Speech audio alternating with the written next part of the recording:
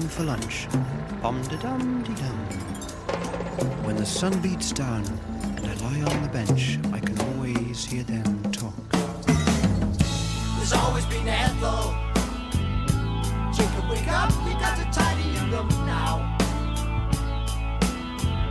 And then Mr. Lewis, isn't it time that he was out on his own?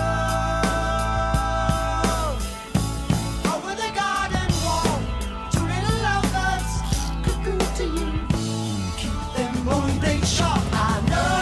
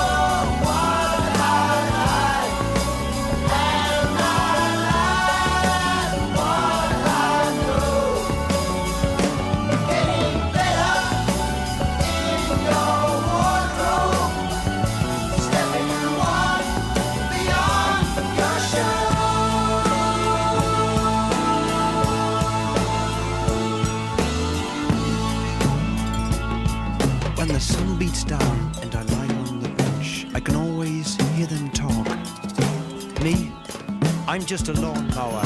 You can tell me by the way I walk.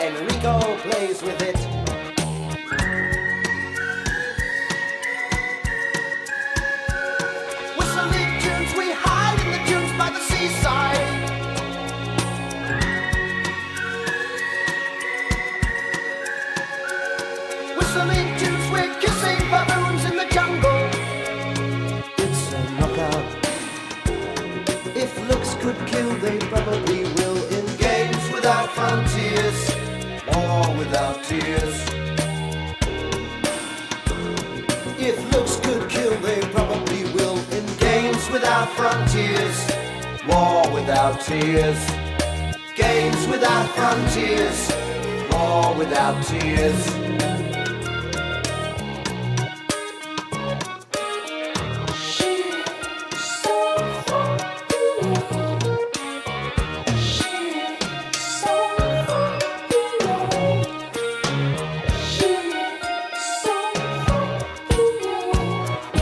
Andre has a red flag, Chiang-Shing's is blue.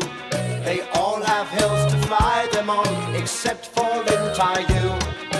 Dressing up in costumes, playing silly games, hiding out in treetops, shouting out rude names.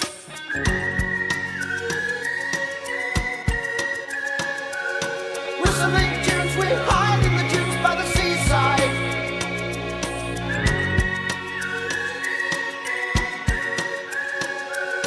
Whistling tunes, we're kissing baboons in the jungle. It's a knockout. If looks could kill, they probably will. In games without frontiers, war without tears. If looks could kill, they probably will. In games without frontiers, war without tears. Games without frontiers, war without tears.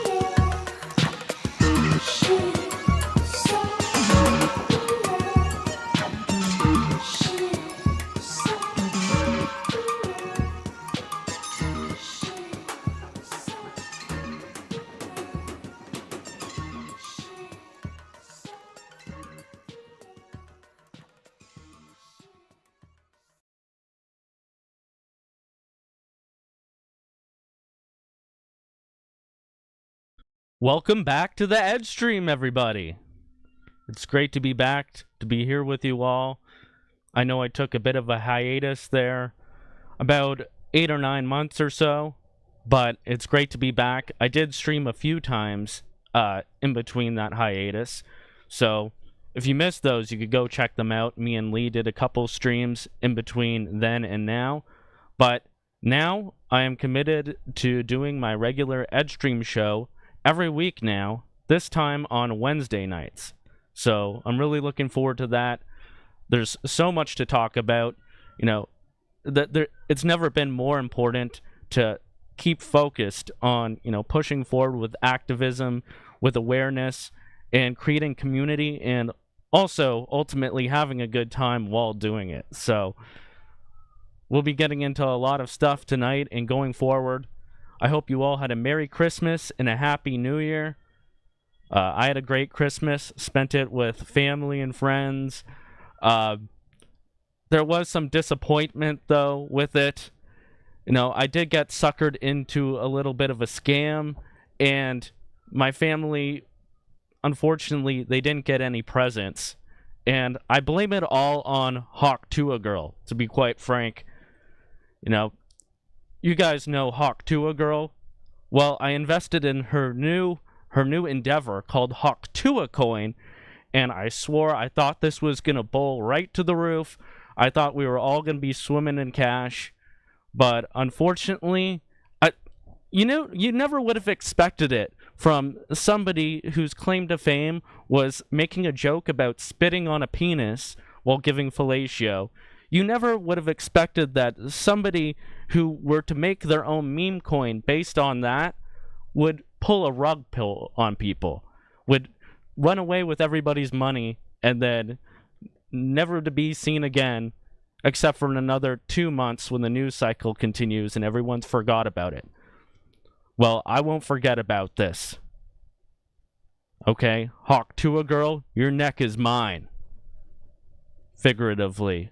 So, my My family, unfortunately, did not get any presents, but we had a great time anyways, and I got a couple presents I'd like to show you. It's a good thing I have such a nice and forgiving family that will forgive me for my blunders, but I got this awesome book from my wife here, Miss Lee Stewie. This is Keith Wood's book on nationalism, and we're having a great time reading it together, going chapter by chapter, and there's a lot of great information in it.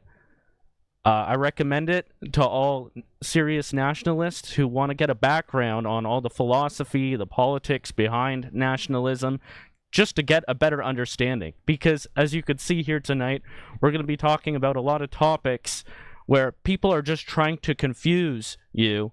The establishment has all these different psyops that they've enacted, like the woke right. It's just another reiteration of something that they've done a million times over to try and win with liberalism and our replacement over true nationalism. So we'll be talking about the woke right tonight, and we'll be talking about several other topics, including Elon Musk's betrayal of America and him endorsing H1B visas and really going to bat for it, and then clamping down with more censorship now. We thought he was going to be, or he claimed, and many people thought that he was going to be some kind of anti-censorship maverick, but seems to be finally going quite steeply in the opposite direction now. Like, we saw that this behavior was going to come from a long way away, but now he's finally showing his true colors. So those are a few things we're going to talk about. I want to see what you guys are saying in the chat. I see Lee Stewie's there. Great to see you. Great to see you, Chris Freestone, Man Groiper, Island Jason, Anthony Warner, Ricky Seadu, Harriet. Yeah, I know. It's pretty unfortunate.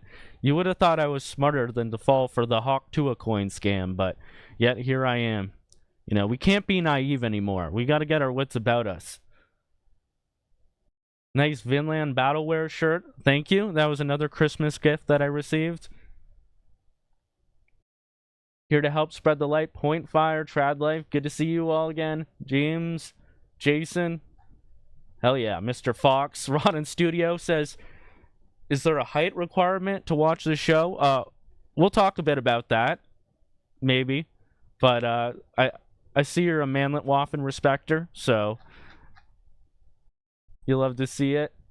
Oh, and by the way, we're live right now on YouTube, Rumble, Twitter, and Entropy. So I recommend watching on either Rumble or Entropy, and you could also send a donation if you want over there. Any donation that you send is much appreciated, and I'll definitely read it on stream and try to answer it if it's a question, or I'll try to rip off of it if it's something that I could work with. But yeah, we're live on YouTube, Rumble, Twitter, and Entropy. See a bunch of people on Rumble. Tom, McHugh, good to see you. Throwing some slashes up. Jen, Koala Mama, Rob.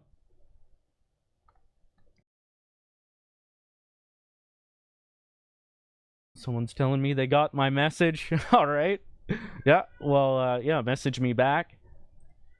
And over on Entropy, we have Keep Your Head on a Swivel, Alberta Girl. Great to see you all. Okay, let's get right into it. Liquid Zoo. Yeah, all the cool kids are here.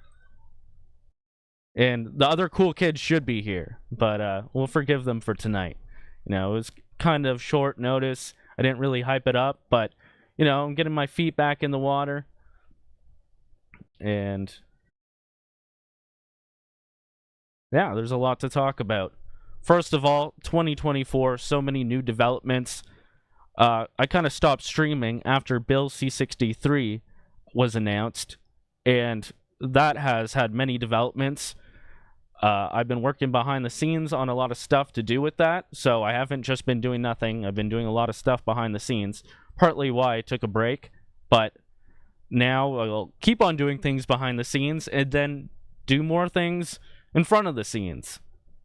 So I have a lot of projects in mind, too, that I want to get off the ground that will be helpful towards mind struggle.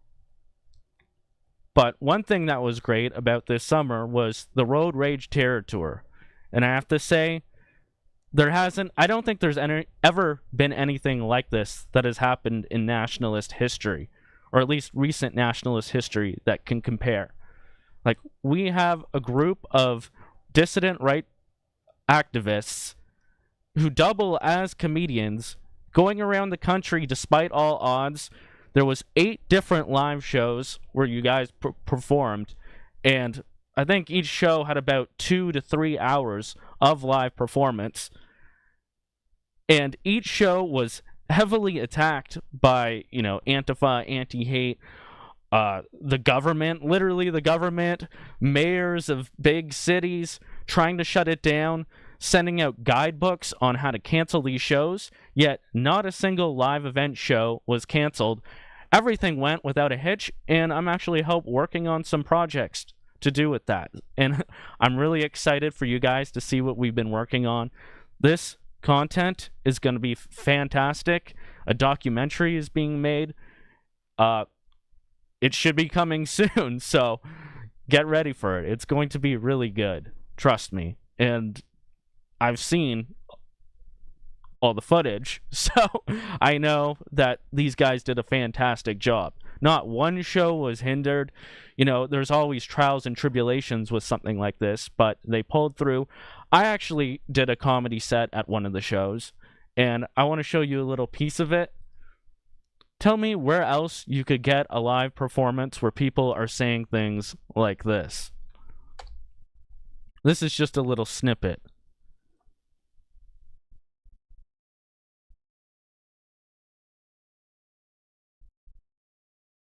So this is from my set near Hamilton for the Road Rage Terror Tour 2024.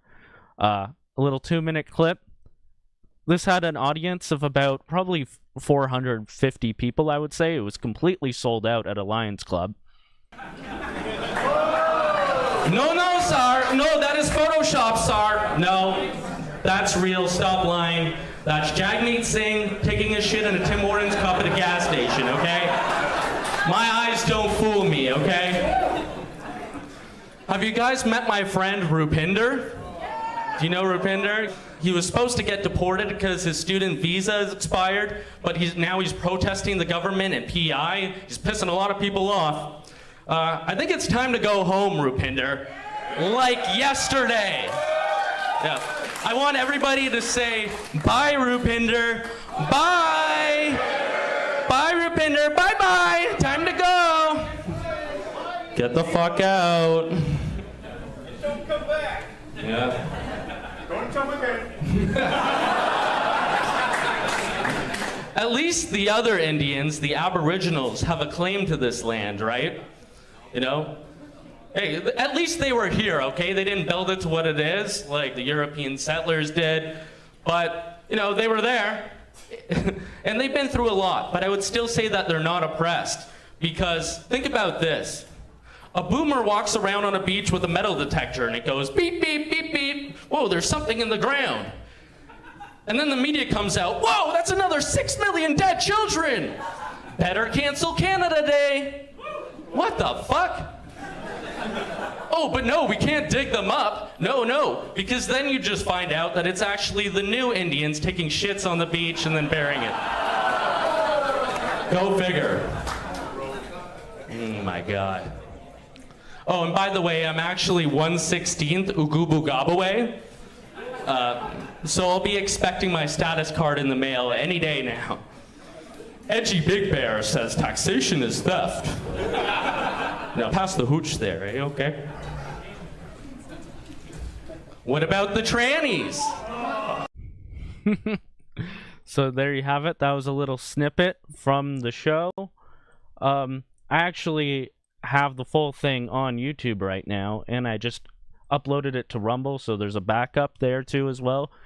I'm just gonna drop it in the chats in case you guys want to bookmark it for later in case you haven't seen it yet. So I'm just gonna drop that in the chats.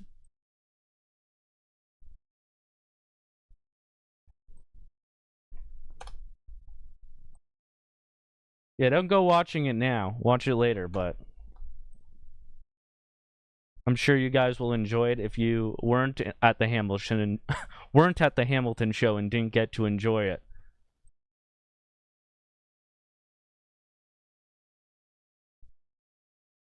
See, Main Groiper saying, Unite the Right was objectively better by far. What, than the Road Rage Terror Tour? I was talking specifically that there were political activists doubling as comedians and going around the country doing successful shows despite all odds and having to have like decoy venues and all this stuff. I think that was unprecedented. And I don't think Unite the Right was objectively better by any metric. It was definitely showing that there was a consciousness rising, but I think ultimately ended up kind of like January 6th, where it caused a lot of hell and it put the movement backwards and forwards in many ways. But it was definitely an important event overall anyways. Yeah, there was a lot of things that became more normalized, though, in 2024, and one of them came largely from the Diagolon crew, and it's they have to go back, right? There was a lot of that at the shows, of course, and now mass deportations now is becoming more popular. We saw these lads in Hamilton at Trafalgar Square, I believe it was. They definitely got some attention, and a lot of people they're clamoring on to that sentiment.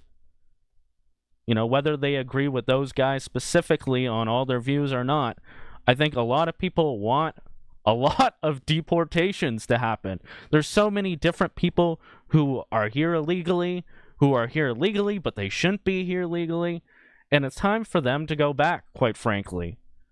Many people would say. And the consciousness of this is rising. And I think there's a bit more of a refined way to say this, a term that is catching on now, too. It's one word. It's called remigration. And I think 2025 is the year where this word becomes much more normalized. And I saw an interesting development to go with that notion. Martin Sellner, he's an activist, a longtime activist, a young guy in Austria, and he is announcing a remigration summit. I believe it's in May. Obviously, this is a pretty expensive event, I would assume. It's somewhere in Europe. I don't think they've decided on a place yet.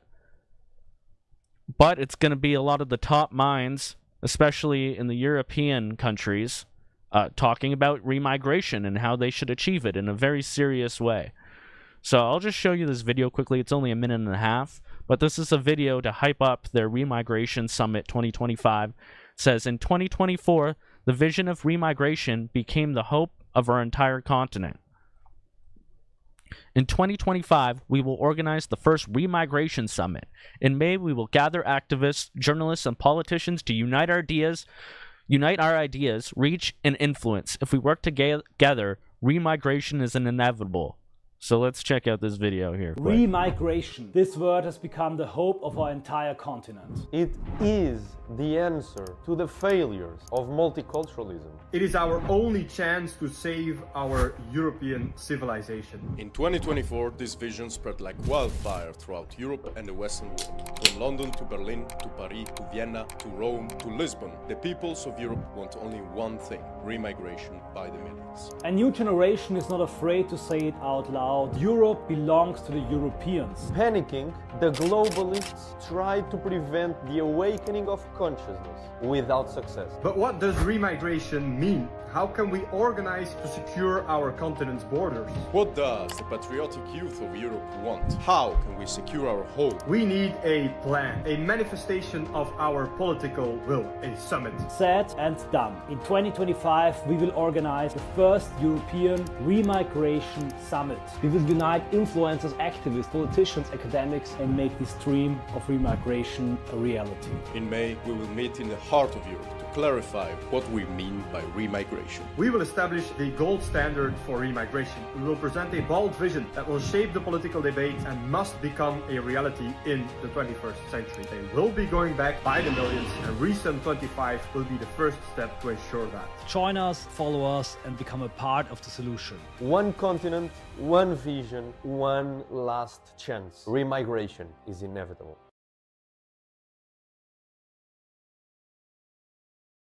And that's what I like to hear. Young Chads getting serious about very difficult topics to broach and waking people up to them and, easing them into it, providing real solutions, game plans. Like, specifically today, I haven't read their plan yet, but I think Martin Sellner himself has a 3-point plan, or 3 stages. I don't know exactly what it is, but I'm excited to read it and figure out what his particular steps are to get from what seems like an impossible goal to many people. So you love to see it. Consciousness is rising. You see the Overton window breaking with who is willing to talk to who now. For example, Jake Shields talking to Thomas Rousseau of Patriot Front. Somebody finally decides to talk to the mystery man who's behind all the marches full of feds or Nazis or Antifa, depending on who you ask. To seeing a bunch of us. Jake Shields sitting down, having full discussions with him. You love to see it. Dan Bilzerian, an unexpected sleeper dissident who I wasn't expecting to come out like this, has been one of the most vocal, hardcore opponents of Jewish supremacy lately. He is pulling back no punches. The clips that came out of his appearances on the Piers Morgan show are pretty incredible. And he gives no fucks. He does it in a very calm and calculated way. He stands by his answers with the strength of his convictions, and he doesn't apologize for it. And I think we're going to keep on seeing more and more of that, especially with the human smelling salts that is the Indian invasion coming into Canada, Britain, and many other places. And now America is finally taking a whiff of it, and they're waking up. Now, in Canada right now, there is, unfortunately, some more cringe going on as usual. Apparently, Canada might get annexed by America. I'm not really fond of this whole conversation. It seems really stupid. It seems like the kind of political distraction that gets people talking about nonsense, about things that aren't really relevant. Like, I can understand some people might learn a bit more about the differences between Canada and America and why one might be better than the other. That is probably good at education that someone who's actually interested in it can get out of it. But for the most part, I think you're just going to have all your boomers and all the boomers and your normie friends talking about whether Canada is going to get annexed or not. And it's going to be pretty mundane, low information, dumb conversation that is just detracting away from the Great Replacement. So I'm not really down for getting into that whole debate. We know Trudeau is fucking off, finally. I guess he's sticking around for a little longer. Parliament is on hold till March, I believe. I guess a lot of these bills, especially these censorship bills that I really despise, like Bill C-63, I assume they're getting scrapped if they're getting a new prime minister there, or they're getting an interim, and I think it's very likely Pierre Poilievre is going to win. I think it's without a reason, 80-90% he's going to win. Now, I don't know what kind of censorship he would go forth with.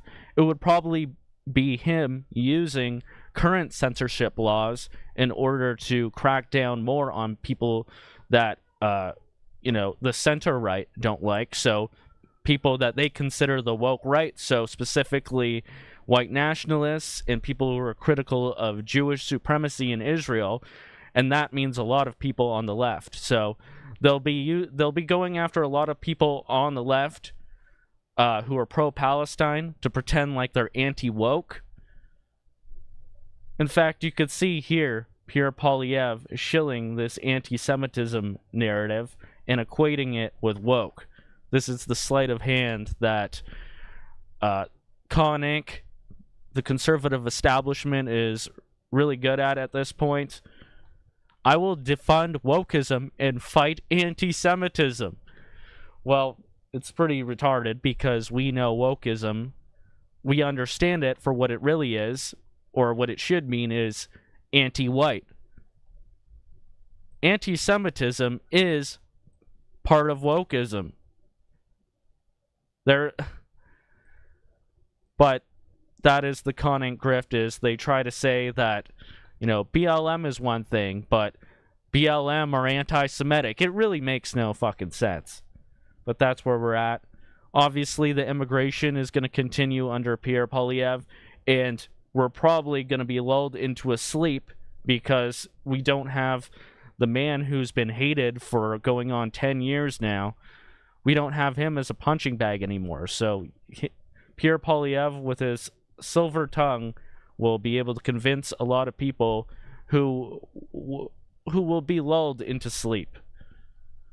So that's why it's important as ever to keep on these people and to keep exposing them and to keep pushing forth our ideas of remigration and say the things and inform people about the things that they're trying to censor you over. And speaking of gay Canadian politics, there's the Zoltan question. I don't know if you guys have seen on Twitter, there's been a debate with this influencer Zoltan. I think he's pretty unbearable to read. He does these threads where it's like, I'm going to go through every MP in Parliament, starting from the letter A, and then he just makes really pointless characterizations of them and smears on them, like going through every little scandal that they've had. Probably uses Chat GPT to do it, and then he probably tells Chat GPT to find out all their scandals and then be sassy about it and give him some and then he copies and pastes it. That's what I think he does. But he only ever got up to B. I was really dying for him to get through the rest of the alphabet so I could fill my brain up with this redundant, unimportant, garbage information. But he hasn't gone past B yet, I don't think.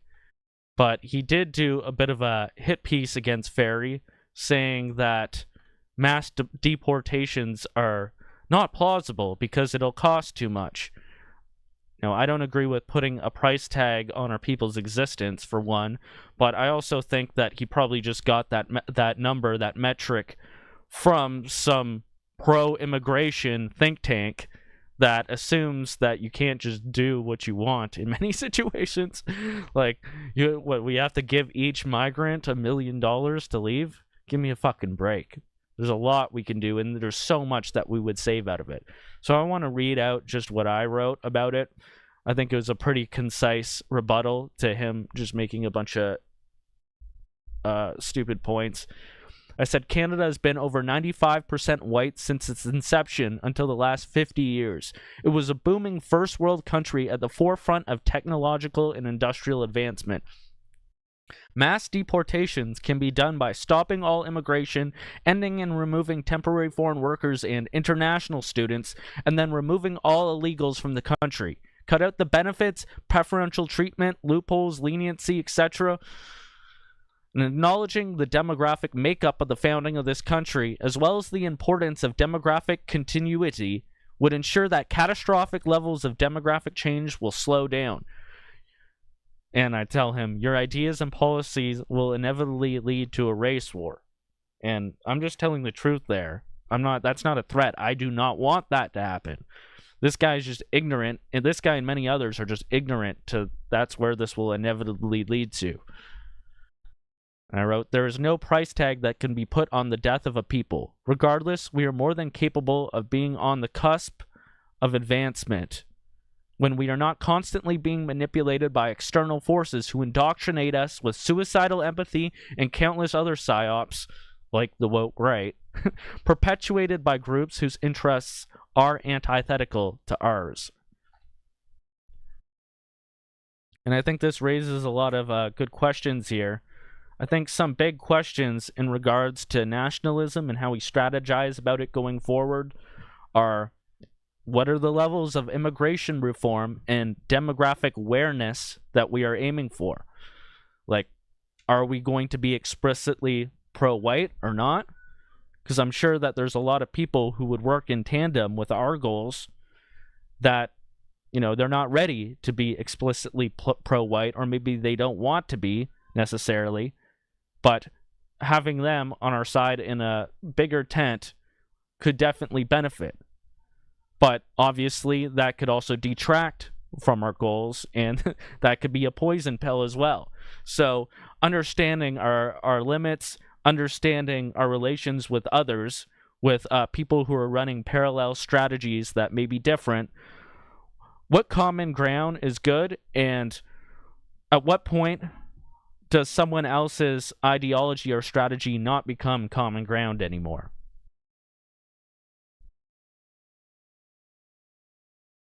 And that leads me on. Well, first I'll see in the chat, see if I could easily see. Yeah, Zoltan is a moron, Lee says. I'm convinced he's a subversive. Yeah, I'm not sure what to make about what his intentions are.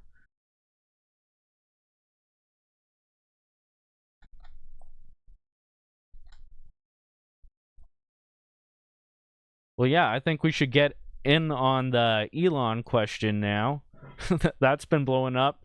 So Elon, having bought Twitter with the promise of free speech, and to be fair, like, yes, he didn't bring back everybody, and there are still people who are like hard banned for no good reason, except for, you know, subversive reasons, obviously. Like, for example, Mark Collette, he's still not allowed back on. When he uses his Twitter account, he does not engage in like really inflammatory speech or anything. He's much tamer compared to a lot of the more offensive people who are allowed to exist on Twitter X. But because he organizes in real life, and because he has a position at the top of Patriotic Alternative, they do not want an optical, well-organized person with self-control gaining traction on Twitter. So, besides stuff like that, Twitter has gone much better since Elon has taken over, in my opinion, especially when it comes to censorship. But now it seems like he's sliding back hard on his word. He mass banned all these groypers because they criticized him on Twitter Spaces especially, and had what seemed to be somewhat of a coordinated campaign to give pushback against Elon and others' support of the H1B visa program, which has Indian tech workers replacing not only just tech workers, replacing American workers in all different industries. And they're lying through their teeth or misrepresenting what these H1B visas actually do. But as far as the censorship and the banning, they just mass banned a bunch of accounts, and it reminds me of back in the old days of Twitter, like 3 or 4 years ago. I got banned for simply, I think it was for retweeting Nick Fuentes after he came back on another account.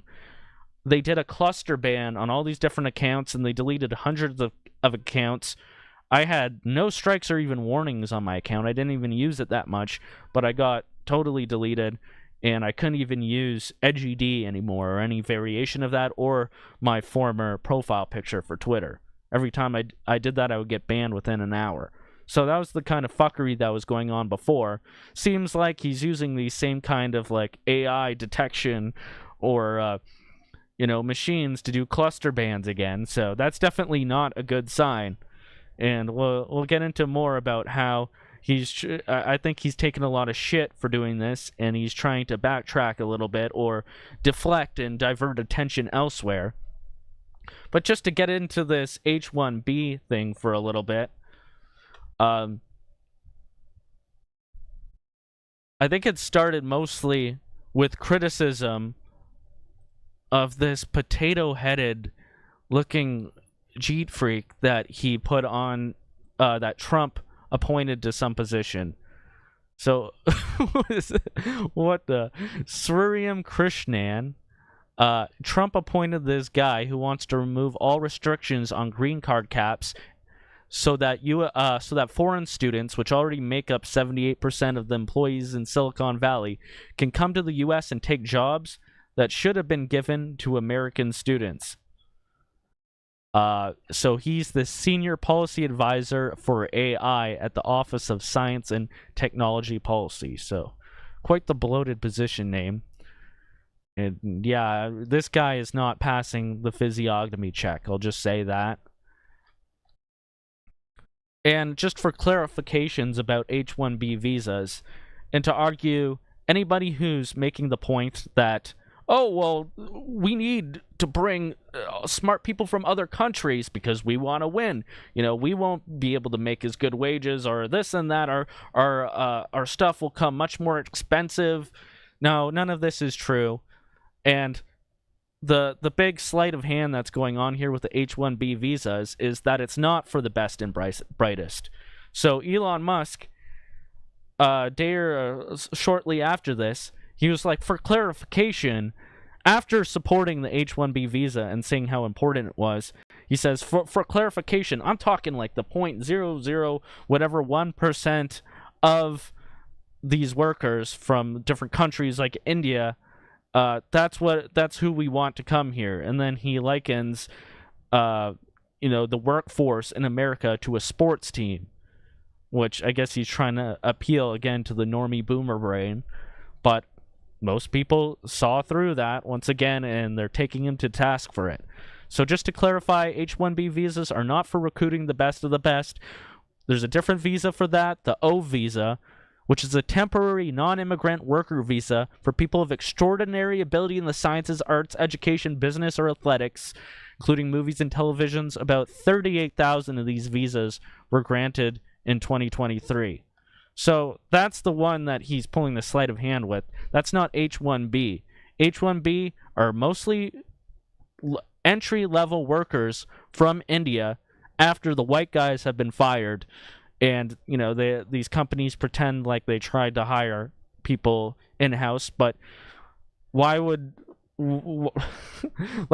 they? There's all these people looking for jobs, and people are just claiming that white people are too lazy, but we all know that they pay these people way less. They could deport them if they don't take lower wages and undercut the American worker or the white workers. They're basically coolies, scabs going across the picket line after white people have been shit on and discarded. And of course, Sriram and Vivek Ramaswamy are all for it. So Vivek is another one of these Trump celebrity influencers who are not really, I don't even know if he has a position somewhere, but people meme like Trump's team is Trump.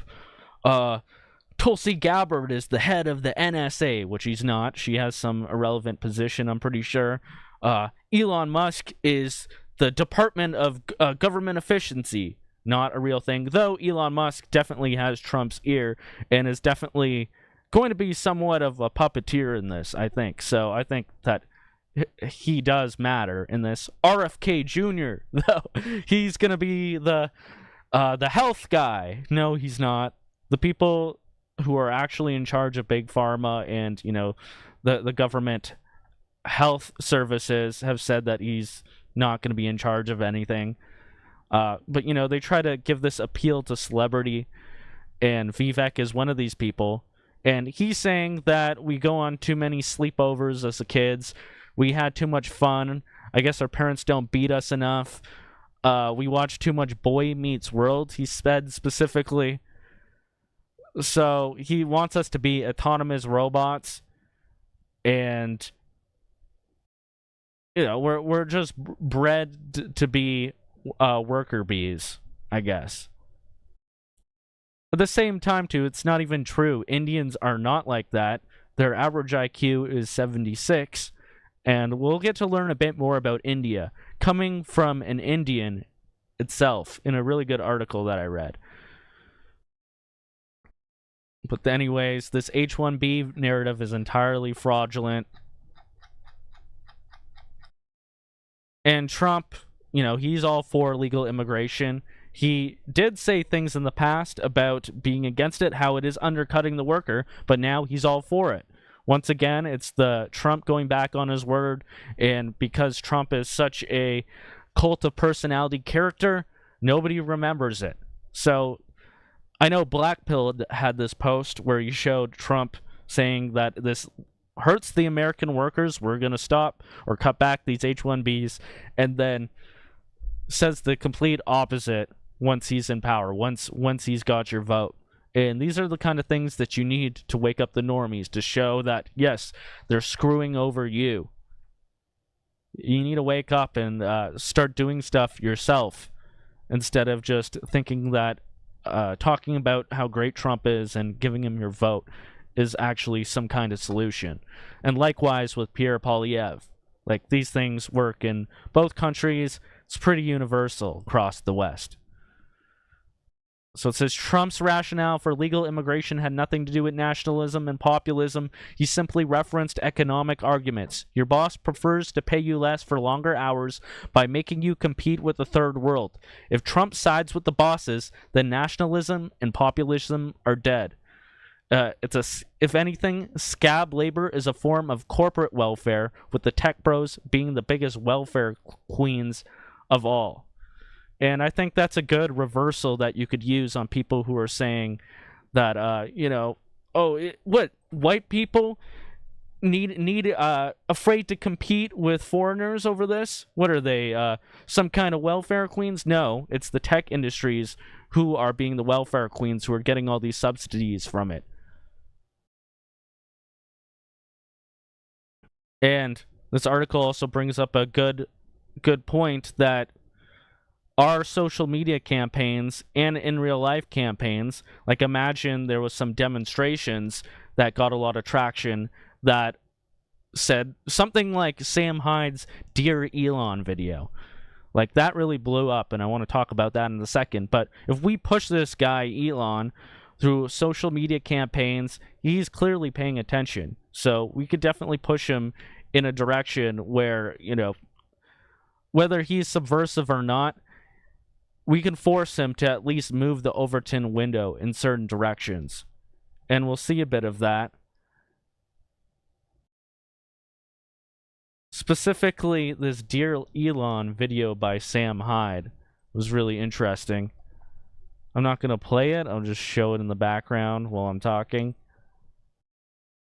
Glad I caught you. So this has, what, 20.5 million views now. Just on Twitter alone, 136,000 likes. I swear, people really respect the dissident comedian. And Sam Hyde is that guy. He's kind of like a legend in the dissident right sphere, or just alternative comedy in general. So he has inordinate influence right now. And any comedian who says something even a little bit based, as he explains in this, like, anybody who has the ability to say something and then everyone goes, based, cool, oh, he's anti-woke, he's anti-PC, he's one of us. Anybody who has that ability, who knows what's going on, should be saying something.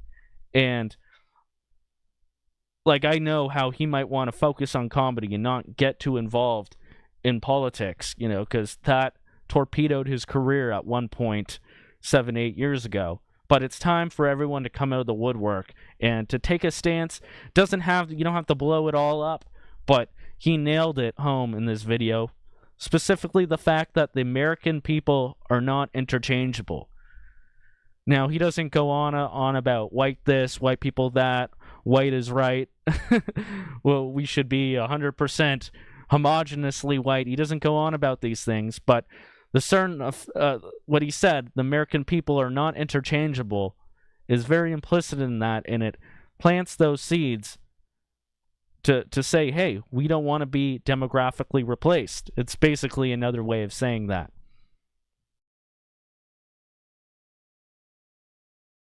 So hopefully Elon sees this. He definitely lurks the internet, and I think specifically there's this Adrian Dittman character on Twitter that goes and talks to people in these spaces, like all sorts of political influencers, and it's literally Elon. Come on. Like, this Adrian Dittman character claims to be...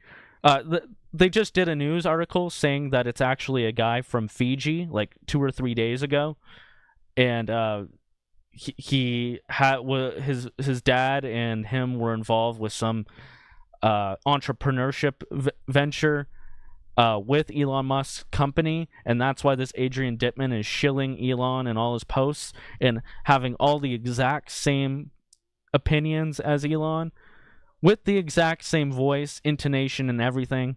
But I think it's pretty obvious that it is Elon Musk, and he's cheekily created some narrative where he has plausible deniability for talking to whoever he wants online, but still getting to do it without torpedoing his stocks in Tesla or whatever other SpaceX, whatever other companies.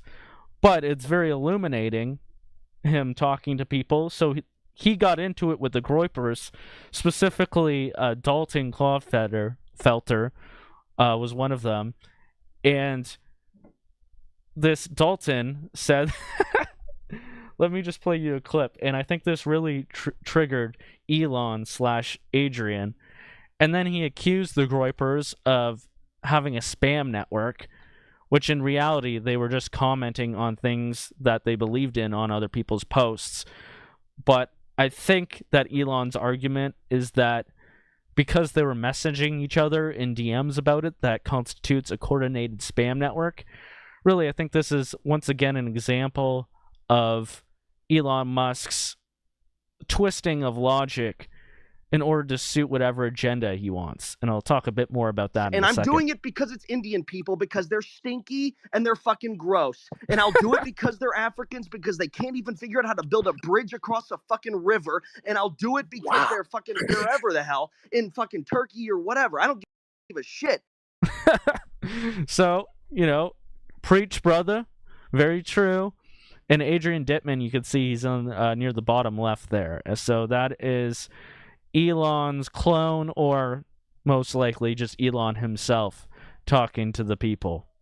And then Keith Woods ended up doing a struggle session with Adrian Dittman after, basically acting as like a lawyer for everybody who got banned. And Adrian/Elon was really showing his true nasty colors, and how vindictive he is towards people that he doesn't agree with.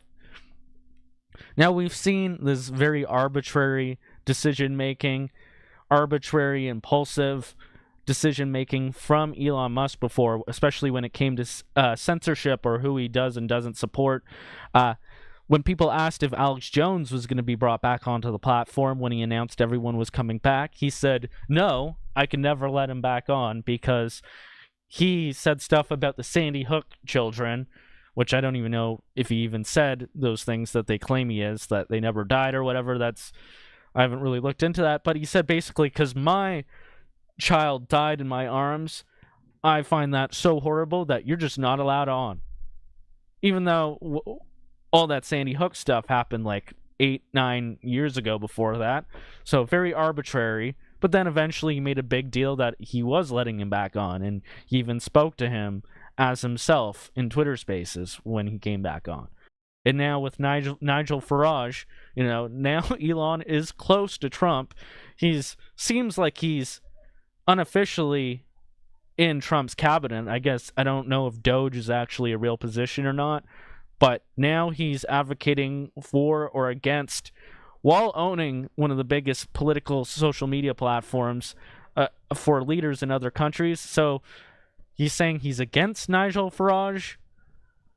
I guess this is part of his thing about grooming gangs now and how maybe he's not doing enough for it. But with Kanye West, I'm not going to use his stupid name that he changed it to, but he got banned from Twitter after like everybody had gotten let back on, and he claimed that Kanye West was inciting violence when he posted that weird Jewish star with the swastika combined. When he posted that, Elon said that was inciting violence because it made him want to punch Kanye in the face. So him posting that image incited violence within him to punch him in the face. So that's why he banned him. That was his reasoning. I don't know if he was being cheeky or disingenuous, but yeah, that's not inciting violence. In fact, you're the one who's musing about threatening people with violence.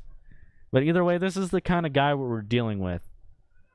He's also changed new rules now for the algorithms and for interactions, saying only verified accounts can reply to him, that he's going to punish negativity on X. Now, I don't know how he squares this with the fact that I think the people that he's rightfully accusing of covering up the grooming gang scandals in Britain, I would think that they consider his posts to be negativity.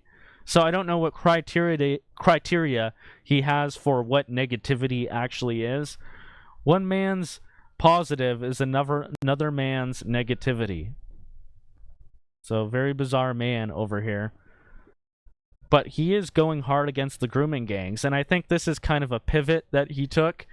He realized that he was getting all this backlash for being a shithead about the H1Bs, telling people to literally go fuck their own faces if they have a problem with the H1Bs. Here, let me just pull that one up. This tweet was really unhinged. You can see where this guy's head is at when he goes into an autistic fit of rage. So he says, the reason I'm in America along with so many people critical people who built SpaceX, Tesla, and hundreds of other companies that made America strong is because of H1B. So as we just looked at before, H1B is bringing in entry-level workers after they fire white people and then pretend like they can't hire anymore. So they literally have to go out of the country to go look for supposed talent in a country full of people who shit on the streets. Yeah. Well, apparently I'm wrong for that, and I need to take a big step back and go fuck myself in my face. And he will go to war on the issues the like of which we cannot possibly comprehend. This is the richest man in the world talking here. And by the way, these workers are shit. These H1B, obviously, they're being worked way longer for much less. What kind of quality do you think you're going to get out of that? What kind of quality do you think you're going to get out of a country that has average 76 IQ and almost half of the people don't even use toilets? Yeah, he was really wrong to think that he could pull one over on people like that. Now here's this tweet about the grooming gangs in order to deflect away from that whole scandal. So he says Starmer, so that's the current Prime Minister of Britain, I believe, right now, the one who's clamping down on everybody from the UK riots, 5 days after you were caught at just standing around or literally making a post on social media that's not even inciting violence. It was just hurtful to minorities, according to the state. You get 3 years in jail. 18 months in jail, all these ridiculous sentences within 5 days of you making the post. You're already in jail in another 4 hours away from your family, while they literally have a program to let out criminals while they send you to prison, like violent criminals, because there's not enough to keep all the people who are making mean tweets online. So that's Starmer for you. So a really bad man, and Elon rightfully going after him. Starmer was complicit in the rape of Britain. capitalized when he was head of Crown prosecution for 6 years. Okay, I didn't even internalize that part, so that makes sense. Hold on. Starmer must go, and he must face charges for his complicity in the worst mass crime in the history of Britain. So Elon's been on a tear about this for a while, and there's a lot of discussion about whether we should be like supporting this recent turn. He's amplifying people like Tommy Robinson, who's also somewhat of a political prisoner, depending on who you ask. But I think, as usual, you amplify what's good about them. You don't have to ingratiate and suck them off for doing it, but it's getting out there into the consciousness. You just have to watch for when they make that pivot back to saying, oh, but immigration is good if it's the best and brightest with these H1Bs. That's when you have to clamp down on them. You don't give them that inch. Sure, amplify them when they say something good, but make sure you're always there to correct them, and that's a good way to go about it, because you don't want to purity spiral too much when a good thing is happening, and be such a purist, such a stickler, that you're not willing to amplify things that your amplification could help to the people who listen to you specifically.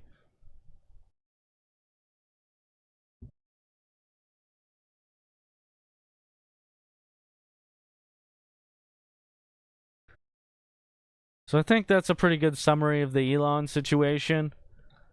I'm not too hopeful for the future of Twitter. It seems like now Mark Zuckerberg is looking at what's happening with Twitter, and he's saying, oh, fuck, I need to stop making my platform such a haven for pussies.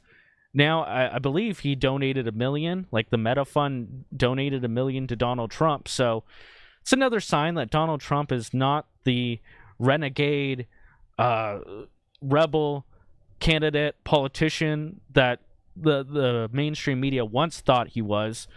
You literally have Facebook giving him $1 million. Yeah, he's going to be doing their bidding. But regardless, I did watch a funny video. Rachel Gilmore seething over Mark Zuckerberg.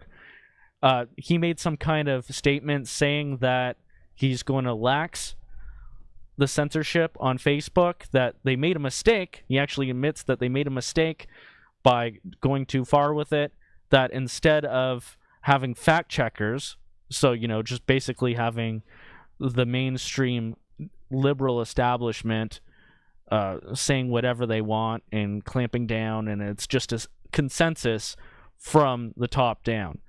Instead, they're going to have community notes like Twitter. So she was seething about that. And going into the specifics of, what they claim to be easing up on. So apparently we could tell gays to go to the asylum now. We could shit on trannies. So Facebook is open season for that now. So maybe it's time to launch up that Facebook profile again. I would say probably don't use your real name and all that stuff, and network with the people in real life if you're going to do this, because they're always watching. But if you want to make a shit posting account, now might be the time before they go back on it.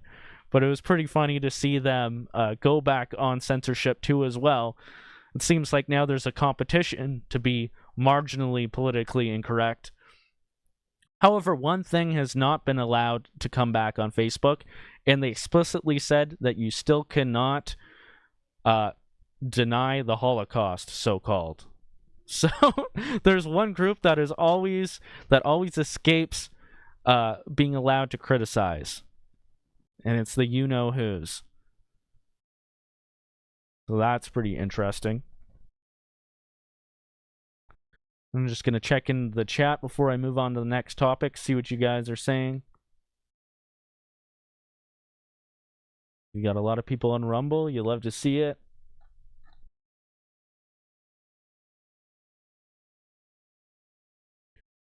Diagoyam on Entropy posted an article, Who is Adrian Dittman? And it's a Newsweek article purporting to show who it actually is. I don't believe that. I think there's some kind of a psyop going on there. I read I think it was the Spectator and that Newsweek article, and I did not see this Adrian Dittman guy who lives on the island of Fiji. I did not see him speak. I would want to hear him talk and show that he sounds just like Elon and perform like that, but they didn't show any evidence of that. They did give show a video where he's just sitting there silently at some event, but that's about it. Like, I'm pretty sure that unless I see that kind of evidence, I'm going to believe that it's Elon.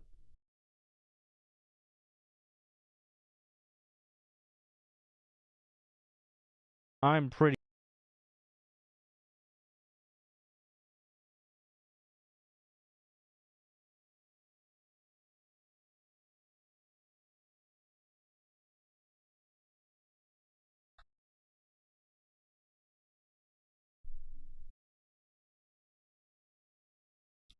Okay, yeah, well, I'm going to move on to everybody's favorite or least favorite topic here, the woke right. Oh, I was talking to Lee about this, and she really doesn't like this whole conversation because it is stupid and purposely confusing. But that's one reason why I find it so interesting, is because it's just another reiteration of the same deception, the same sleight of hand that has been going on for a long time now. And I think one fundamental aspect of it is it's civic nationalism versus ethno-nationalism. And civic nationalism, I think, is a failed ideology. It serves the elites that are in charge to globalize, deracinate, and atomize societies, and especially white people. That's their main target for it, because that is a smart, informed, intelligent, strong white society. That is something that they fear.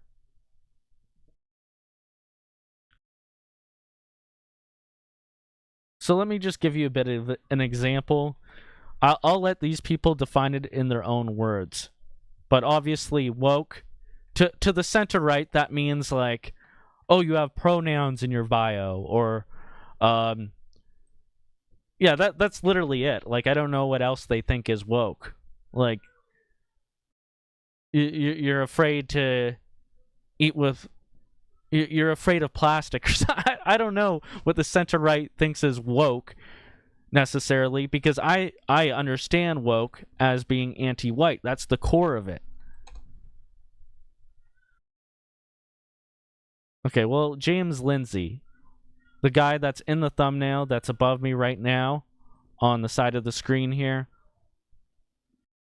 I found the one picture of him that accurately shows his gynecomastia, or whatever that word is, his fat tits, because I want to show you that this is the kind of guy that talks about woke right. Apparently, it just came out that he's in an open relationship with his wife, and that his daughter is bisexual, and he's bragged about ogling women with her as like a bonding moment. Oh, and surprise, surprise, she has an OnlyFans. So we want to take advice and listen to this guy, because, you know, we might just be woke right if we don't do that. So let's see what he has to say about the woke right. He says, a giveaway trait of the woke right is a victimhood-based identity politics, just like the woke left. The victim groups are whites, Christians, men, and straight people, and it's roughly intersectional in how it works. Woke rights believe in leaning into identity politics. So it's identity politics bad. Of course. That's when it's also the individualism versus collectivism. That's another huge aspect of this whole psyop that's going on.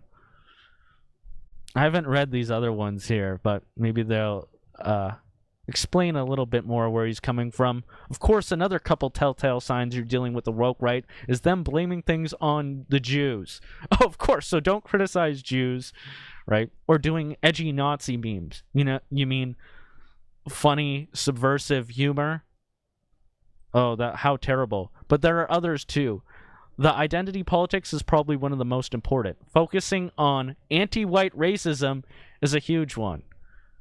You know, these people are so brain dead. It's like, would you tell that to a black guy that's in slavery in the 1700s in America?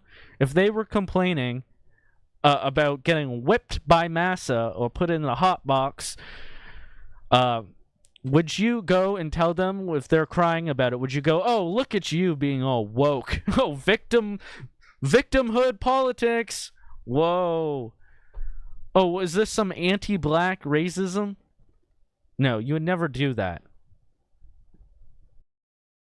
So them saying that because someone is claiming to be a victim, that they are engaging in some mortal sin, is completely retarded. And of course, they imply that you can never do that to Jews. Like, oh, doing that to Jews, that's bad. You criticizing them, that you're implying that they're being the victims in that exchange. So it's completely retarded. But it's very important because this is just a different iteration of where they tried to corral people who are waking up to the obvious, completely left-wing nonsense. Wait, what is that? Oh yeah. This is a picture that he puts out to you, and so this is the Chad picture that he catfishes you with. But oh fuck. Well, that was supposed to be a picture of James Lindsay and his gynecomastia tits, but it's no longer there for some reason. But something a bit more substantive. A Grok summary of the woke right. So I asked Grok. Grok is actually pretty decent. I'll give Elon that for explaining things based on getting information, especially from Twitter, which is where a lot of the answers for questions that I have, especially things that are developing in real time, right? So Grok says James Lindsay defines the woke right as a phenomenon where certain elements within the right-wing or conservative movement adopt strategies, rhetoric, or ideologies that he associates with the woke left, but for conservative or right-wing ends. Here's how his definition is articulated based on available resources. So it includes victimhood mentality. Lindsay points out that the woke right operates with a sense of victimhood similar to the left, focusing on how certain groups like white men, Christians, or straight individuals are marginalized or oppressed by the current societal structures. So, like I said, you can't claim to be the victim of anything, and victimhood is just accusing someone of using victimhood politics is just a negative way of saying that they have a disagreement with how they're being treated in some certain interaction. It's really just using a negative connotation in order to convince people out of their own self-interest or group interest. So, the postmodern influence. He suggests that those on the woke right share an awakened, critical-oriented theory of knowledge akin to postmodernism, where power-suppressed ideas are seen as more likely to be true. This is a critique of how they might use the same intellectual tools they criticize in others, but for different ideological ends. So I guess that means that everything is a power-based dynamic, and it's like Marxism. Like, this is the Jordan Peterson, where Marxism wants to categorize everything as oppressors versus the oppressed. And because people like Peterson, who's basically someone who pushes woke right, or calling people woke right, but in a different method, in a different way. This woke right thing being pushed by James Lindsay and those faggots in the Trigonometry podcast, Jews, by the way, they're not really getting woke right to catch on. But Jordan Peterson is pretty effective at this, nonetheless. And he talks to all these different people, too. They're all in like a network, I think, coordinating these kinds of talking points. But yeah, of course, one group can be just because not all relations are oppressed versus oppressor doesn't mean that there are elements of that in different interactions. Like, yes, it's kind of a cynical way of looking at things to do that in every single situation, but it's definitely a huge element. Like, not everything that Marxism talked about is, or not every idea within Marxism is inherently wrong and evil. And of course, they'll say something like, "What are you, a communist?" So they'll try to use that against you too, which is pretty laughable. So identity politics. The woke right is seen by Lindsay to engage in identity politics, emphasizing the primacy of certain identity groups within the right-wing spectrum, much like the left does with its focus on race, gender, and sexuality. So I would say here, identity politics and identity groups are based in biological and cultural reality. Like, a people are not made out of some lofty ideas that somebody came up with 400 years ago. Whether they're good ideas or not, if those ideas helped a country proliferate, like the founding fathers introduced in the founding of America, like, that emanated from a people, from European settlers. That's what that is. That's what the Enlightenment brought. And I think, unfortunately, the Enlightenment probably brought some of the negative elements of liberalism, where we have a suicidal empathy and an altruism, which allows us to get tricked by people who do not have our best interests in mind, and it convinced us that multiculturalism or multiracialism would be a good idea. But anyways, identity politics is politics. And it's these people who want to disempower you by convincing you that it's not. Meanwhile, the so-called woke left, or even just any other ethnic group in general that isn't white, uses their ethnicity as their main source of identity in politics. You know, that's not the ultimate evil there. The ultimate evil is evil actions. They want to convince you that acting in your own group interest, which every animal does to survive, they want to convince you that's evil. No, it's not. Evil things are evil, not collectivism.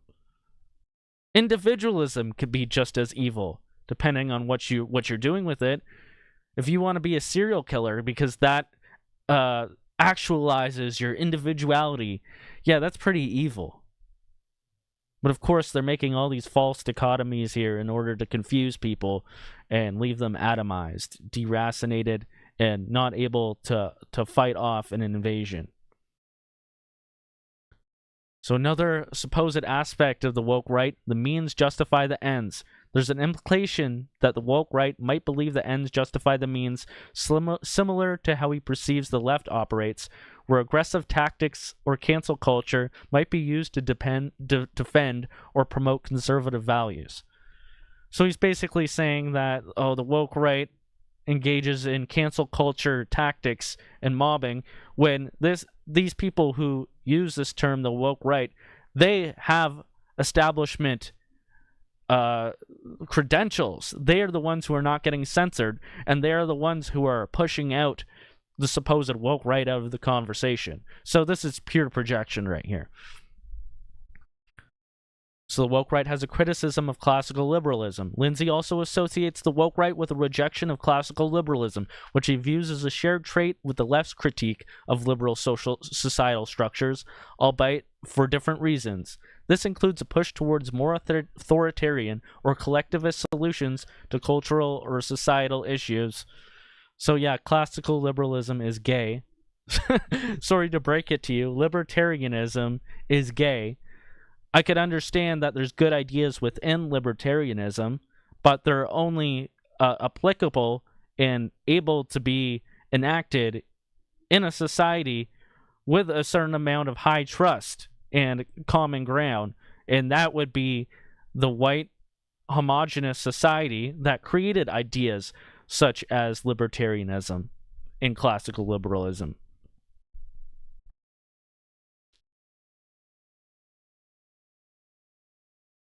And yeah, misbehavior and tactics. Yeah, I think that's getting pretty redundant by this point. But there's several different influencers that are part of different networks, or the same network, I would say, that are pushing this kind of thing. Constant Kizin says, now that Elon, Vivek, and others have come across the woke right, it's helpful once again to lay out the basics. The woke right is a section of the right which, like the woke left, believes in racism for the right reasons. Of course, they use racism, so it's just a leftist calling you racist. That's all it is. Or in McIntyre, for those wondering what the woke right means, Kizin makes it plain. It's leftists calling you racist. It always was. It always was. That's why in my Telegram post about this, hyping the show up, I said, the woke right, what is it? And then in brackets, stop being a pussy and just call us Nazis like the rest of the leftists. I think that's what Ferryman said in response to somebody who was, insinuating that he is racist like the woke left. But yeah, it's like BLM. It's basically like BLM for white people. Except for the fact that what BLM talks all about is based in almost entirely lies, like the George Floyd death, the based in lies, the Trayvon hoax, based in lies, saying that black people are being predated by officers and by white people, complete lies and a complete reversal of the truth, because black people kill white people. I think it's a 9-to-1 ratio compared to vice versa. But they say black people are being hunted down in the streets because, I guess, more black people die. Well, that's because they're killing each other in record massive numbers. So that's why we don't like BLM. That's why BLM is bad. Like, if black people advocated for themselves in a reasonable and fair way and were able to get along with other groups advocating for their own self-interest, there would be a lot more to talk about with them, and it would be a lot harder to criticize them. But there you have it. Joel Berry, the guy who runs Babylon Bee, that's another guy who pushes this shit. And of course, it doesn't apply to Jews ever, because why would it? They're the people who created this nonsense. And before I end off this woke right topic, here's just a quick example of what this leads to. And this is this reprehensible, freakish-looking character from the Trigonometry podcast. What a cool name, by the way. Oh, you're so triggered. We're Trigonometry. And then look at the guys who are running it. Like, does that seem cool or countercultural to you at all? Now, maybe if these guys just started dropping N-bombs immediately, that would make up for the fact that they look like total shit dorks. But no, that's not the case. They're as faggoty as they look. So Millennial Woes posted this. He said, now might be a good time to remind people that this guy has to say about white girls being ethnically targeted by brown men. He seems to be more concerned about foreigners' safety than that of the girls. So let's listen. To the Black Lives Matter thing as well. And this is the reason that we've opposed identity politics from the start, because once you start going down this rabbit hole of going, this is a special group, and this is a special group, and that's a special group, and that's but these people, they're not special at all. In fact, then you get into trouble, because eventually, Helen Dale, who we had on the show, she said, I remember saying this in the 90s, if you're going to have gay pride, at some point, someone's going to go, we need straight pride. Straight pride, yeah. And this is the problem with all of this. Yeah. And this is the far left that you talk about. That's where it all comes from, this ideology of getting everybody into their own little group, and now white people need to advocate for themselves. That's not, you talk about history, not a healthy recipe. No. Not a healthy recipe.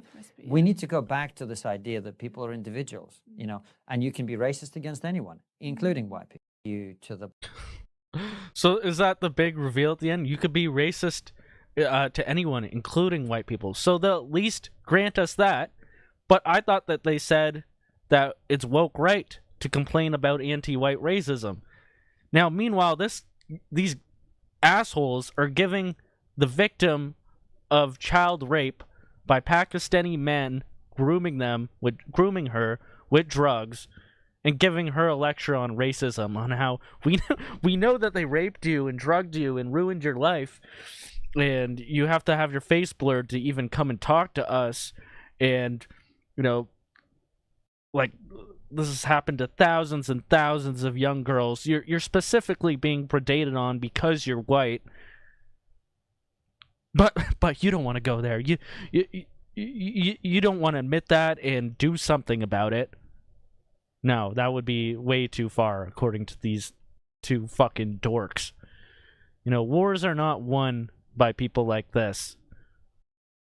So as long as you have more resolve than these two assholes and you don't look like that, I think we're on the right side.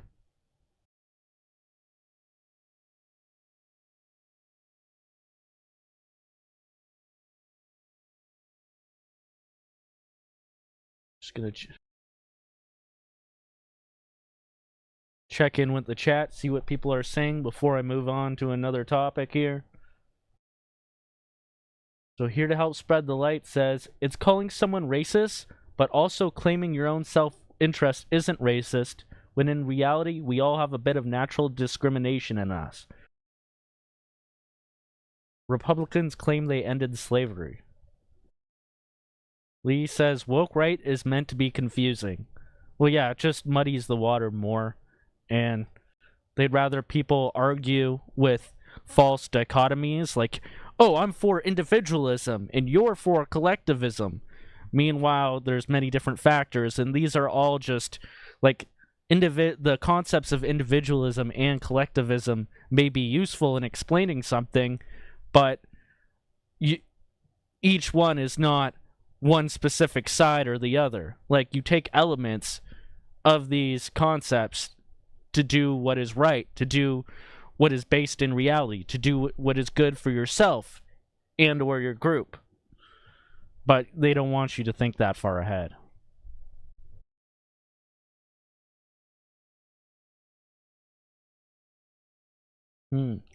Liquid Zoo says Starmer said there was no evidence against Jimmy Savile.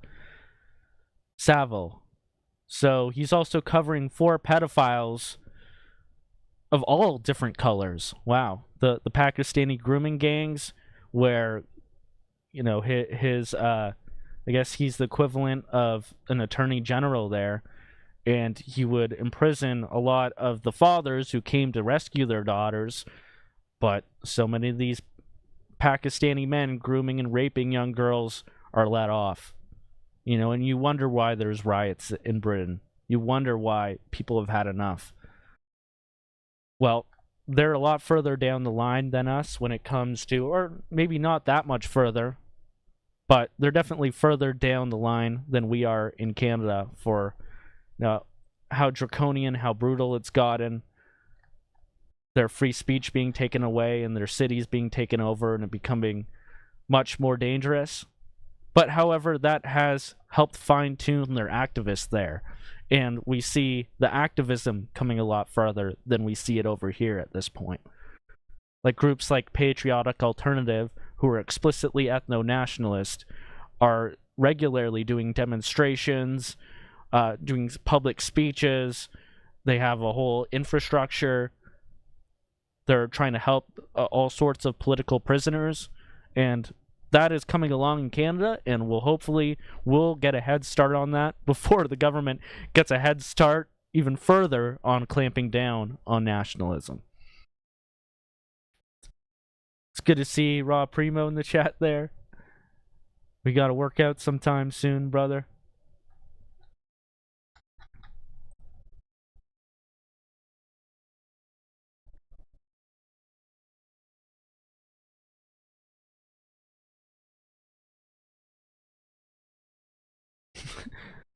On Rumble, Wild Skews asks, do we have a picture of Tommy Robinson at the wall? Yeah, the Wailing Wall. That's probably another reason why Elon Musk prefers to promote him and then shit on people who are critical of his immigration ideas. Over on Entropy, Boiling Frog says, saw the video of you at that town council. Didn't recognize you the first time, and I thought, that young man gets it. Then Rage told us it was you, and that made it better. Throw some slashes. Fuck that old piece of shit, disconnected from the reality he created for young men. Wow, thank you. Well, you know what? I might end the stream off with that speech. I forgot to bring that up or mention it, but yeah, I did feel good about that. So for anyone who doesn't know what he's talking about, oh, and appreciate the super chat there.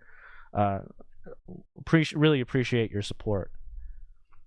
But what he's talking about there is I actually learned about it from Rob Primo over in the chat there, that in St. Catharines there was a town hall meeting on their DEI policies, so diversity, equity, and inclusion, of course. And it was a total shit show of the goblins you could imagine that would be there, pulling at the mayor's leg. And I did a speech about how I read their DEI action plan for the next 5 or so years, and it basically reallocates money from anyone, reallocates money from the taxpayers and gives it to anyone who isn't a white male, basically. And I use their own logic, their own wording, and ask them how this doesn't go against their own policies of not marginalizing people. And the mayor acted completely dumbfounded. All the goblins sneered and hissed at me, and they basically tried to laugh me out of the place. But I posted it online. I put some subtitles on it, made a little write-up, and it went decently viral. And that went to show that even if they shout at you and laugh you out of the room, there's tons of people who weren't there, who didn't know about it, who have your back, and they get inspired when they see you do things like that. And it wasn't, I only found out about it at noon that day, and the thing was at 5 or 6 o'clock. So that's all it took to write up my own speech, make it as intelligent and coherent and bulletproof as possible. And I think it inspired some people. So I guess I'll end the stream off with that specific video. But thanks for reminding me, and thanks for the super chat.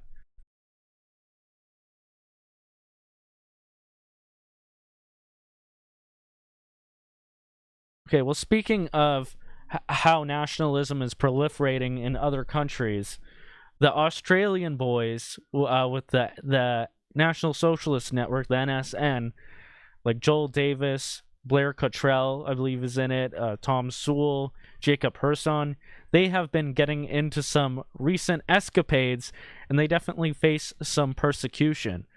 So I did a pretty edgy Halloween stream back on Halloween night, and me and Lee had some edgy costumes, and we're looking to see who else was doing edgy costumes on Halloween. I believe Rob Primo had a pretty good ghost costume, but these guys in Australia, Jacob Herson literally dressed up in I don't even know where he got this KKK outfit, but it looked spot on, and he made a very funny, offensive video with it, and chasing around some of his buddies in blackface. Well, I was like, are these guys gonna get arrested from that? I don't know exactly about the hate speech laws or whatever laws they have, if they have them in Australia, but I found out that apparently they do. So after watching that, a few days later, they raided about 4 or 5 of the guys' houses and charged Jacob Herson and his buddies for, I think it was grossly offensive conduct. And this isn't even specific for hate speech or something. They just claim they could just arbitrarily claim that what you did was offensive and you need to be charged for it. So they raided their houses, took all their shit, and then I don't think they charged them at that moment, but they threatened them with it and said that they're going to do in the future. And they obviously collected their equipment and hard drives and devices, presumably to fish and gather for more evidence. So it's completely ridiculous, but it's also, I think, largely because they were doing such effective activism and they were being so prolific that the government wanted any excuse to clamp down on them. So this is a few months after they did that, because even getting raided did not make them relent. And they put up this banner in front of Victorian Parliament that says Jews hate freedom. And what happens next? But, of course, Jews demanding that because somebody said that these guys get their freedom taken away. So this is from the Australian Jewish Association saying, Vic police raid neo-Nazis. There have been some homes raided this afternoon. So this is after the Halloween thing. This is like right before Christmas. So Joel Davis this time was not raided or arrested in the Halloween scoop up, but he was, I believe, right before Christmas. And he was like slightly on the run, but then turned himself in before Christmas. And they did the same thing with him. They threatened him with a bunch of charges, but they haven't, I don't think that they've stuck him with anything yet. But they say this disgusting anti-Semitic demonstration on the steps of Victorian Parliament by about 20 racist neo-Nazis on 20th of December. The leader, Joel Davis, has been proudly baiting authorities via social media. The Australian Jewish Association cannot understand why police did not make immediate arrests on this day. Well, there you have it. The sign says Jews hate freedom, and they're calling for the immediate arrest of somebody who's making an assertion that appears to be absolutely unequivocally true. But you wouldn't expect any self-reflection or lack of projection from these people.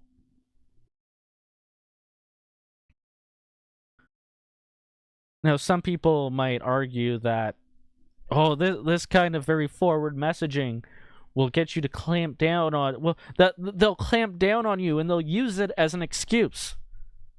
Now, I'm saying that in some situations that could be true. Like if people are being violent, then yeah, it's pretty easy for the state to clamp down and then use that to justify, draconian measures and all this and that. However, if you're not even going to support nonviolent free speech, like you're not making a threat and it's just offensive, then what are you even... What strategy are you implying? You've already lost the plot. If you're saying we can't say things that are offensive because it'll cause us to lose, you've already lost. Now, of course, that doesn't mean that you shouldn't be smart about it. You shouldn't be strategic. But, if you're afraid of words and you think that saying words will make them take away your ability to say words, so you should never say the words, then, I don't know, you've already lost and you're retarded. Now, here's an interesting video from that Blair Cottrell posted about how now they're cracking down on supposed white national symbology.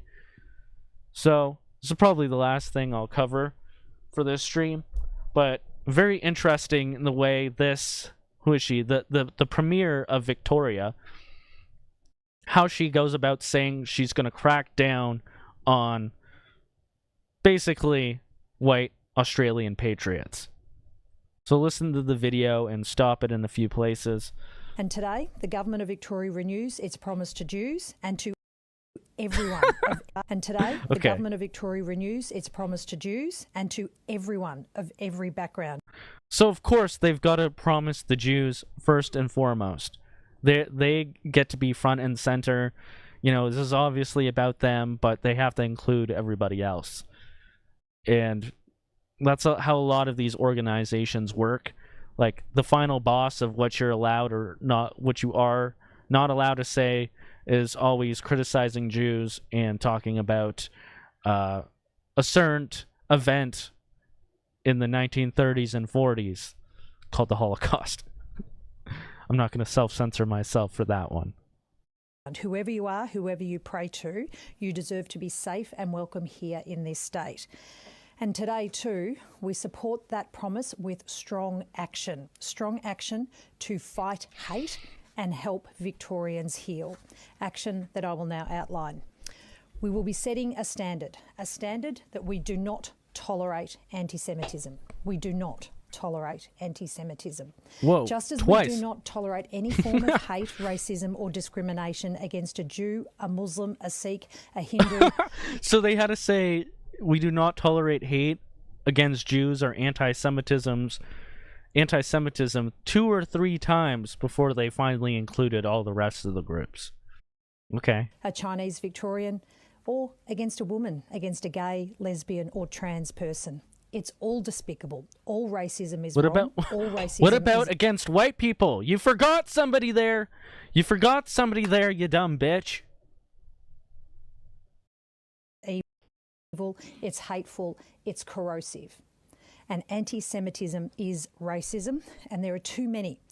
There are too many who want to qualify anti-Semitism or make excuses for it, and I want to make it absolutely clear that I never will. We've also had enough of the protests that have caused division and disruption in our streets. Okay. Now, peaceful protests can and must be protected in this state. Protests that harm others cannot. Oh. That harm others. Okay, define harm. Firstly, we will ban the flags and symbols of... So, flags and symbols harm other people. Okay. listed terrorist organisations in public. Okay, so terrorist organizations? Interesting. That includes Hamas, Hezbollah, and several other groups, including white national extremists and radical, racist, violent extremist right-wing groups. Whoa. What was that mouthful? Hezbollah. So we're right next to Hezbollah, I guess. And several other groups, including white national extremists, which isn't even... That's not even like a properly spoken phrase that's not grammatically correct. Extremists and radical, racist, violent extremist. Radical, racist, violent, extremist, right-wing... You know, you could have probably taken out at least 2 of those words. It's 2 of those descriptors. It's getting pretty redundant after the 5th time you've said horrible, evil, mean, stupid person, stupid right-winger. Yeah, you don't need all those words in there. Right-wing groups. But thanks for making yourself look like a clown. We will also ban the use. We'll ban the use of face masks and Oh, and by the way, yeah, Blair points this out, that symbols of listed terrorist organizations in public which includes Hamas, Hezbollah, so groups that are actually listed as terrorist organizations. But apparently in Australia, there's no supposed white nationalist groups that are actually listed as terrorist entities. So she's just making this up and kind of giving away almost that they're going to or trying to make groups such as the one that Joel Davis is a part of, who are doing peaceful protesting in support of, like, preserving their own country. No, they're planning on making them a terrorist organization. Now, I don't know how... that sounds like it's going to be pretty difficult, because then you have all these people who support them and all these people who are members of that group. Like, are you going to actually be able to deem them as terrorists? That would be really ridiculous. And there might be many, what do you call it, logistical issues with that. But it seems like that's what they're aiming towards. We've seen things like the Nordic resistance movement that is popular, obviously, in Nordic countries, so Finland, Denmark, and Sweden. They had a lot of ex-members, I think it was in Denmark. They had, not a lot, but a few ex-members who committed violent actions after they were part of the group that didn't really have anything to do with the group, and that got them listed as a terrorist entity in Denmark. But for some reason, Nordic resistance movement was labeled a terrorist organization in the U.S., in America, in the USA, where they have no membership even. So it doesn't even make any sense.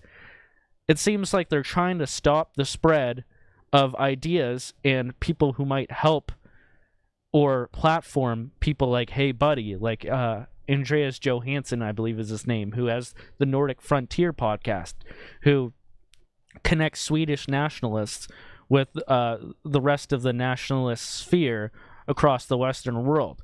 They're trying to cut him off and make him person non grata, so that if you platform him on your podcast or you do any sort of interaction or business with him, then you will get in trouble for helping or aiding terrorism, when the guy is anything but a terrorist. Like, he whittles wooden spoons and, you know, makes videos about the awareness of demographic replacement.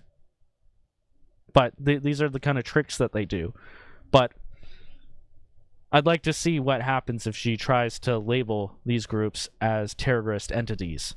Like, just imagine they labeled Diagolone as a terrorist entity group. How many 70-year-old grandmas from the Granny Waffen would get their doors kicked down while they're trying to can tomatoes and fruits? It would be a fucking disaster, and that's why I think that they wouldn't do that. Extremists and radical, racist, violent extremist right-wing groups. We will also ban the use. We'll ban the use of face masks and balaclavas at protests. We know they are being used to conceal identities, shield agitators from crowd control measures like capsicum spray. Okay, let's go back. Balaclavas at ban the use of balaclavas and face masks at protests, so you could let the media and the government and whoever else have social media mobs campaigns to ruin their life, find out where they live, and go and attack and firebomb them, like what happened to Tim Lutz in Australia. So I think this person here, the Premier of Victoria, is enabling violence to happen. Against white people, though. Protests. We know they are being used to conceal identities, shield agitators from crowd control measures. So conceal identities, yeah. Because you want to allow Antifa goblins to try and ruin their lives and attack them. Oh, and because we can't pepper spray, we can't assault them in the eyes and make them temporarily blind, so that's why it's bad too. Okay. Like capsicum spray. Well, face masks aren't a free pass to break the law. And there should be no place to hide in this state if you're a racist, stirring up hate on the streets. Okay, so now that makes you a criminal. If you say that someone is a racist, then they're a criminal. And you could do whatever you want to them. And we're also going to ban the use of glue, rope, chains, locks and other dangerous attachment devices that protesters use to cause maximum disruption and also endanger others. I love how that's like an aside after the fact. Like, I think they're more referring to those Extinction Rebellion people who glue their faces or hands to the road and then rip their own fucking hand skin and face skin off. But, though that's not a threat to block highways and streets and, disrupt infrastructure for some vague cause that isn't even really affecting most people. That's we'll get rid of that too. We'll swoop that in too, but that's not really an issue. It's these white people who are sticking up for themselves. Disruption and also endanger others. There was an incident that occurred, an incident that was both rightly condemned, but also an incident that became the genesis of the work that we have released on introducing stronger anti-vilification laws to the Victorian Parliament. But we know it's rearing its head again, and we will act. So stronger vilification laws. Like over here in Canada, we have willful promotion of hatred, and we have public incitement to hatred. And obviously, they want to, like, the censors and all the different NGOs and the government want to use that more in the future for whoever they don't like. And it'll be increasingly pro-white people who are standing up for themselves. But over in Australia, they have, I guess, vilification, anti-vilification laws, like you're being grossly offensive, I guess. I'd be really interested to look into what their actual laws are and like what their case precedents are, because it's going to be really important looking into the future and comparing different Western nations, so we could get kind of a glossary, like a layout of where each country is at. and then we could coordinate with each other in ways that will help each other wherever we're at. I don't know if the concept I'm trying to put forth is necessarily making sense, but I'll look into learning more about this to see how that can help. We will legislate to protect the right for people to gather and pray, free from fear, free from harassment, and free from intimidation from protesters. Unless you're white. We will also legislate to thwart protests and disturbances at shuls, at temples, at churches, at mosques and gurdwaras. Anywhere in Victoria. Okay.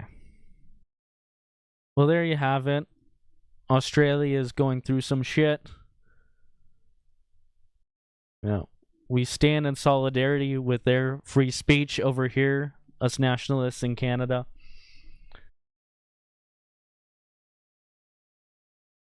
We got a super chat or a Rumble rant.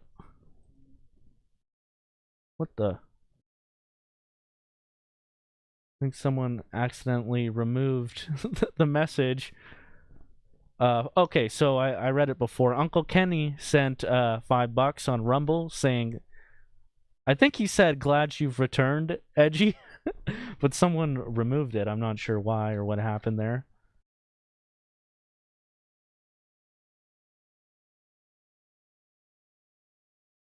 Okay, I think we're having a little silly fight in the chat, but I think it's all jokes. But anyways, thanks for the super chat there, and yeah, it's good to be back. Oh, and by the way, next week, so I'll be doing my show from now on Wednesdays at 8 o'clock p.m. EST, as I have tonight. I will try my best. I will not be late and gay anymore. Maybe a minute or two, but, you know, I'll try to be on time, because as well, Lee Stewie is going to be starting her own Twitter Spaces after my show, where I'll be joining, and anyone else can join and give their opinion, and it might be on the same topic or similar topics to what I was discussing on the show, or it might be something different that she is cooking up. But either way, that'll make a night out of Wednesdays for me, and I'm looking forward to it.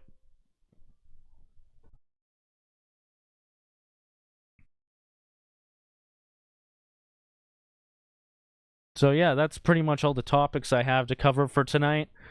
I guess if I want you guys to leave with anything, it's that these arguments and concepts that I went over tonight, you know, think about them, form your own opinions and arguments about them, or try and articulate them to yourself and to others. So when you're dealing with your normie friends, your coworkers, your family, and you're talking to people who might be on the edge, or you're arguing with some crazy leftist in front of a bunch of people who you could win over, and they could see how much more intelligent you are and how much better your arguments are. When you learn how to argue and discuss and you know, sift through all the garbage and come up with a coherent argument against all these psyops, against all these distractions, then, like, even if you don't convince them to be a radical, you know, to help save the race, that person who understands your point of view more, that might be a coworker who does not tell on you, who does not rat you out to your boss for, you know, not being politically correct enough. That might be your family member who sees you getting attacked by the media or getting attacked for your views. But now, since you've articulated them well to them and they understand you on a personal and human level, that, you know, they'll have your back more, right? It's all the little things. Just bettering yourself, making yourself more wise to these things, and spreading that knowledge and awareness and convincing people of it and leading by example, showing that you're a guy with his head on your shoulders, and if you want to be smart and know about these things and what's going on in this crazy world, then they should come to you. And many times I've planted seeds in people's heads, and then maybe a year or 2 or 3 later, they give me a message or a call out of the blue, and then they tell me how I was one of the first people who introduced them to this concept and how I was right, or maybe they didn't dive all the way into it, but now they're really interested and they have some questions.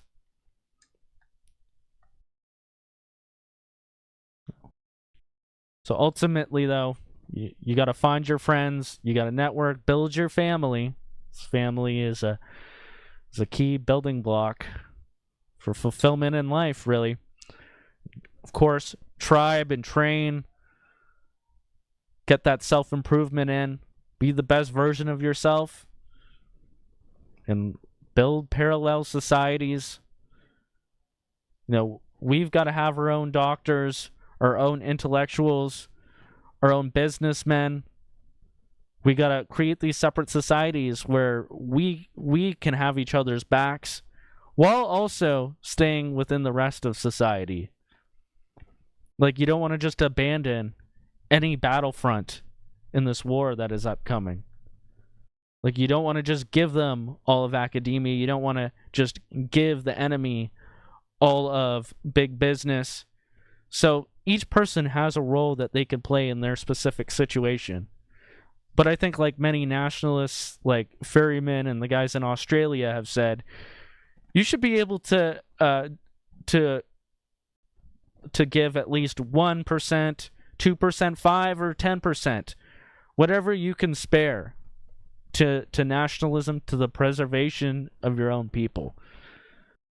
Whether it's to donating to people who you think are doing a great job at that, or helping out yourself and getting in there on the front lines or behind the scenes, whatever you can. But yeah, it's going to be a long ride, and I'm here for it, and I hope you all are too. And Boiling Frog said earlier, he mentioned my video of me speaking at the town hall, so I'm just going to play us out with that. Where do I find that?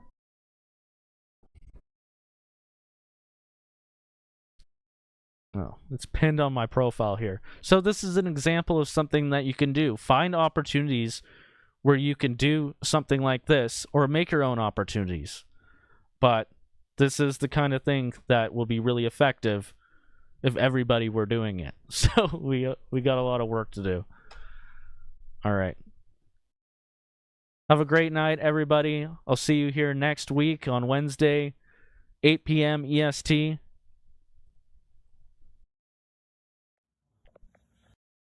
All right, have a good night.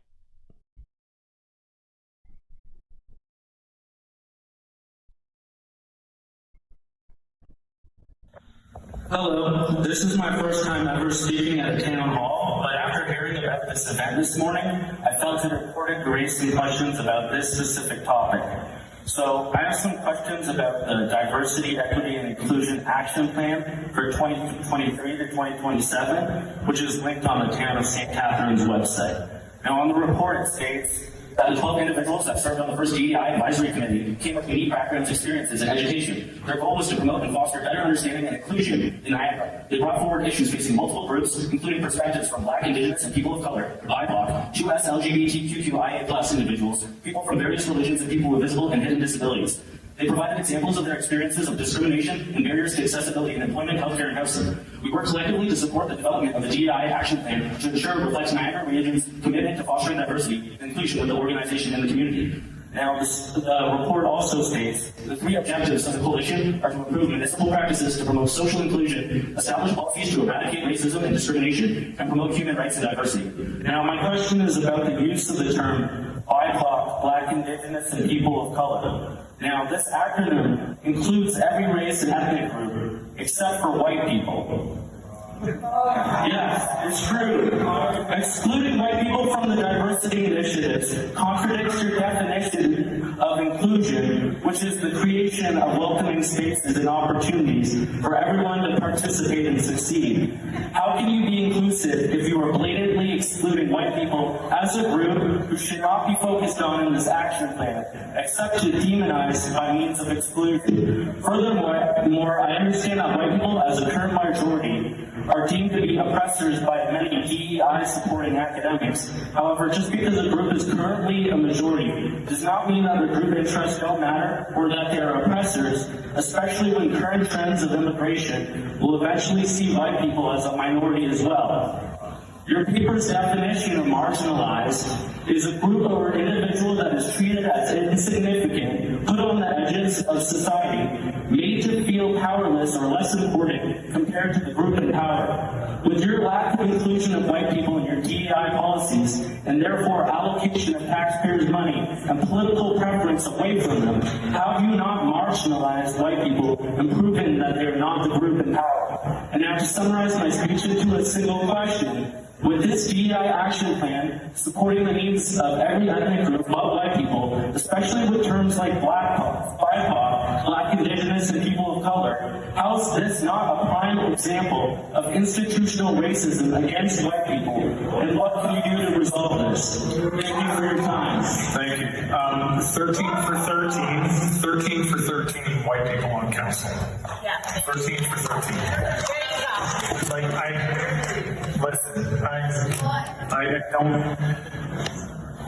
I don't even really know how to respond to that. If you feel marginalized as a white guy in this society, I don't actually understand you. I think we're living in a different reality. There you have